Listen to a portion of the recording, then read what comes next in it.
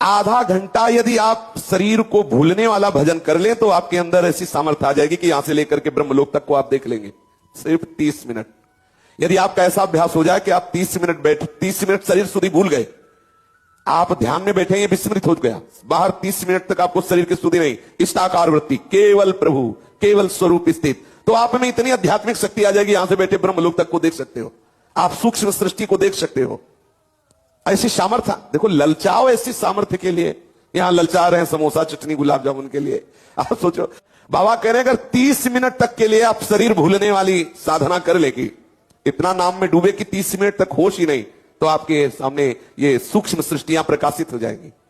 देखो पूज्य भाई जी महाराज की ऐसी दशा थी कि 20-20 घंटे होश नहीं तो कहां थे? नित्य लीला में, प्रिया प्रीतम की दिव्य लीला।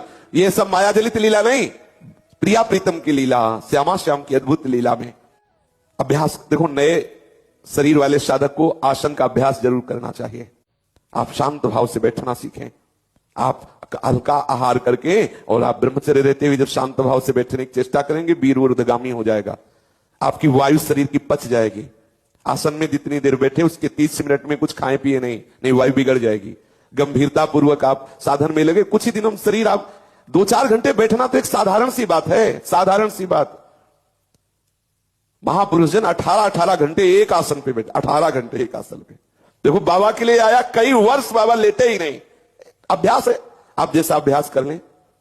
नौजवान साधक है, आसन में बैठे, बोले यहां दर्द करता है, यहां दर्द करता है, वायु है, थोड़ी देर बाद पच जाएगी, शून्याकार स्थिति आने लगेगी आसन। और ये नहीं कि किसी संप्रदाय वाली बात हो, आसन में बैठना भजन करना है तो हर संप्रदाय के लिए, बोले हमारे संप्रदाय में नहीं है, ऐसा तो हमने कहीं नहीं सुना। भगवत भजन करने के लिए संप्रदायवाद की आड़ मत लीजिए, चाहे सहचरी भाव के हो चाहे सखा भाव के हो, सबकी बात भजन है। नौजवान साधक जो है वो धैर्य पूर्वक आसनों पर बैठने का जरूर अभ्यास करे, इससे हमें बड़ी सहायता मिलेगी। पूज्य श्री बाबा जी के तप की प्रशंसा, भजन शैली की प्रशंसा, तो एक महात्मा को ईर्ष्या हुई, उन्होंने कहा हम कोई उड़िया बाबा से कम है क्या, और हम भी शुरू करते हैं। तो चंद्रायण व्रत शुरू किया, आसन पे बैठना शुरू किया, अभी 10-15 दिन हुए, फिर चिल्ला पड़े कि हमसे नहीं रहा जाएगा, उड़िया बाबा मार डाला हमको ऐसे करवा के। हाँ बोले हमसे ये सब नहीं हुआ होगा। तब बाबा ने कहा देखी देखा साधे जोग, छीजे काया बाढ़े रोग, अपनी सामर्थ्य के अनुसार चलो। हाँ ये सब महापुरुष जन जो हमें बता रहे हैं, हमें अपनी दिनचर्या ऐसी बनानी है। लेकिन आज से सोचे कि हम चंद्रायण शुरू कर दें, एक कवल खा के 18 घंटा हम बैठे रहे, अपने हिसाब से चलिए। ये तो सब महारथी जन है, महापुरुष जन है, इनकी आज्ञा पालन कीजिए। और ऐसा सब कोई उड़िया बाबा थोड़ी बन जाएगा, सब कोई उस प्रेम रस या आत्मरस में डूबना उसी में है, लेकिन हम अपने अनुसार साधना करें, देखा देखी ना करें। तेरे चरणों से लिपट जाते हैं चलते रे। आधा घंटा यदि आप शरीर को भूलने वाला भजन कर लें तो आपके अंदर ऐसी सामर्थ्य आ जाएगी कि यहां से लेकर के ब्रह्मलोक तक को आप देख लेंगे। सिर्फ 30 मिनट। यदि आपका ऐसा अभ्यास हो जाए कि आप 30 मिनट बैठ 30 मिनट शरीर सुधी भूल गए, आप ध्यान में बैठे, ये विस्मृत हो गया, बाहर 30 मिनट तक आपको शरीर की स्तुति नहीं, इष्टाकार वृत्ति, केवल प्रभु, केवल स्वरूप स्थित, तो आप में इतनी आध्यात्मिक शक्ति आ जाएगी, यहां से बैठे ब्रह्मलोक तक को देख सकते हो, आप सूक्ष्म सृष्टि को देख सकते हो।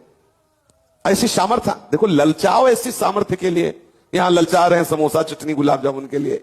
आप सोचो, बाबा कह रहे हैं अगर 30 मिनट तक के लिए आप शरीर भूलने वाली साधना कर लेगी, इतना नाम में डूबे कि 30 मिनट तक होश ही नहीं, तो आपके सामने ये सूक्ष्म सृष्टियां प्रकाशित हो जाएंगी। देखो पूज्य भाई जी महाराज की ऐसी दशा थी कि 20-20 घंटे होश नहीं तो कहां थे? नित्य लीला में, प्रिया प्रीतम की दिव्य लीला। ये सब माया जलित लीला नहीं, प्रिया प्रीतम की लीला, श्यामा श्याम की अद्भुत लीला में अभ्यास। देखो नए शरीर वाले साधक को आसन का अभ्यास जरूर करना चाहिए। आप शांत भाव से बैठना सीखें, आप हल्का आहार करके और आप ब्रह्मचर्य रहते हुए जब शांत भाव से बैठने की चेष्टा करेंगे, वीर ऊर्ध्वगामी हो जाएगा, आपकी वायु शरीर की पच जाएगी।